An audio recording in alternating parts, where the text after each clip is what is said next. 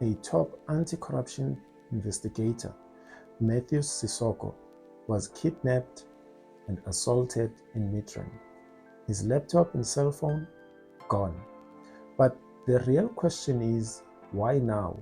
Was this a random attack or a warning from the shadows? Stay with me, because by the end of this video, you will question everything you have been told.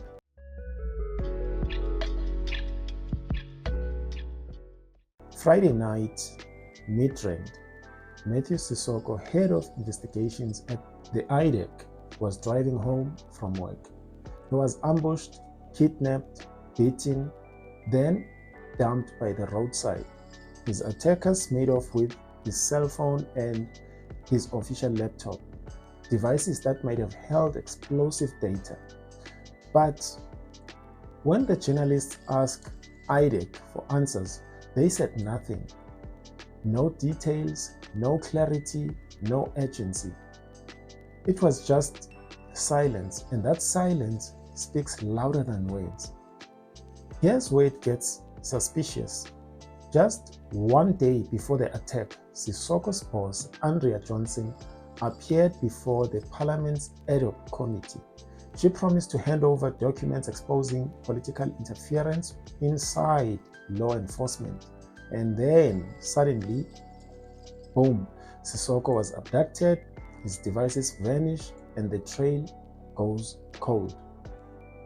Was this a coincidence or a cover-up? Stick with me. After the attack, IDAC went quiet. No forensic updates, no public briefing, and nothing from subs. Even Parliament voiced concern, saying the incident raises serious questions.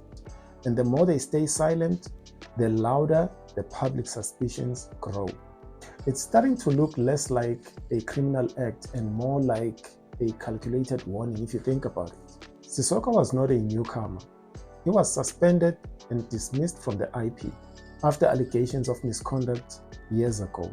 Yet somehow he returned and got promoted into one of the most sensitive investigative units in South Africa, right? Was that redemption, or was someone placing him exactly where they needed him? Stick around. Let's connect the dots.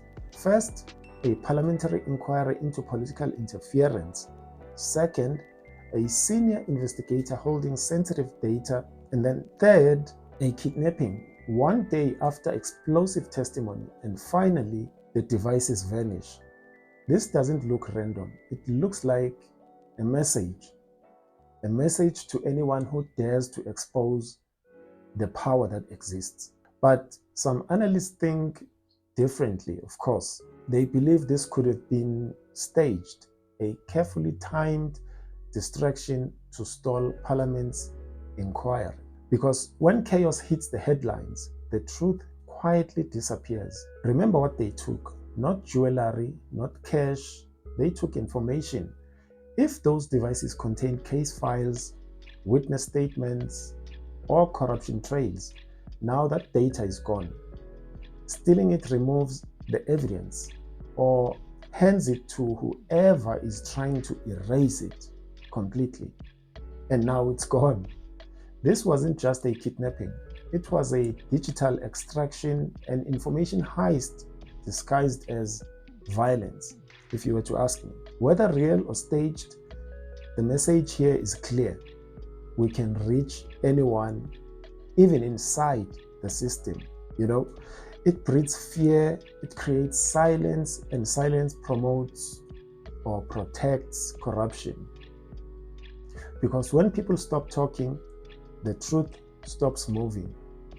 Because that's what is happening right here in Mzansi. We've seen this before. When the powerful are cornered, witnesses disappear, cases collapse, files vanish overnight. Now, a senior anti-corruption official went missing, and the silence is deafening. This isn't just another attack. This could be a part of systemic purge within South Africa's justice system. Ask yourself this question: who benefits from Sesoko's silence? Why did IDAC stay quiet? And why haven't the stolen devices recovered? Was he silenced or used as a distraction? And most importantly, how deep does this network of power really go? So, was Matthew Sesoko really kidnapped, or did South Africa just witness another episode of state capture, the sequel? Either way, when justice becomes a target, we all lose, because the moment we stop questioning, that's the moment corruption wins. And if this story has made you to think, don't forget to hit like, comment, and subscribe. Tell me what you think they are trying to hide. And as always, from me to you, I'm signing out. Peace.